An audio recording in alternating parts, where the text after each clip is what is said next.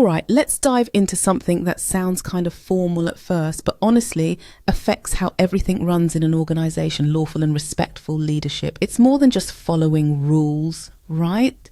Exactly. It's like being a conductor in a symphony. You don't just wave a stick. You make sure every section knows the music and plays in sync. Leadership today means staying up to date with new laws and guiding your team with intention. Speaking of laws, have you seen how detailed new legislation like the One Big Beautiful Bill Act is? It's not just vague guidelines anymore. It dives into governance, transparency, personnel, even how you report stuff. Yes, leaders can't just wing it anymore. You have to know what's going on at the federal, state, even agency level. I mean, reading committee reports is basically part of the job now. And honestly, that's where leadership becomes part compliance officer, part visionary. You need to guide the team, but also keep everyone out of regulatory trouble. Totally. But let's not forget the human side. Clarity and communication is a big one. If people don't understand the policies or expectations, it's easy to mess up without even knowing it. Oh, for sure. I've seen teams thrive simply because the leader took 5 minutes to explain why behind the what. It's not rocket science. It's trust building.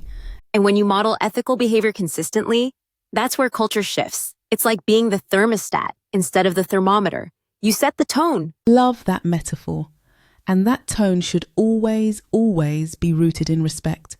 You don't get better results by intimidating people. You get them by listening and valuing what they bring. Yes, I always say respect is like compound interest. Small moments stack up and create long-term credibility. That's gold. But what about authority? There's this tendency to think leadership equals control, but really it's about restraint. Right. Authority is like a power tool, super useful, but dangerous if misused. You should be building things with it, not tearing people down. And having accountability systems in place, that's the grounding wire. Feedback loops, peer reviews, even open door policies, they all prevent misuse of that power tool. Couldn't agree more. And here's another angle. Continuous learning. I mean, how can you lead effectively if you're out of date on what your team or industry is facing?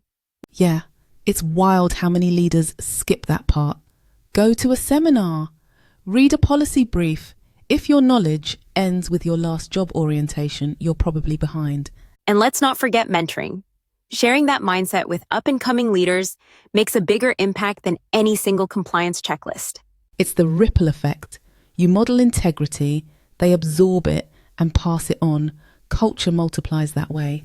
So, to wrap it up, leadership today isn't just about compliance or charisma. It's about clarity, respect, responsibility, and staying curious. Boom.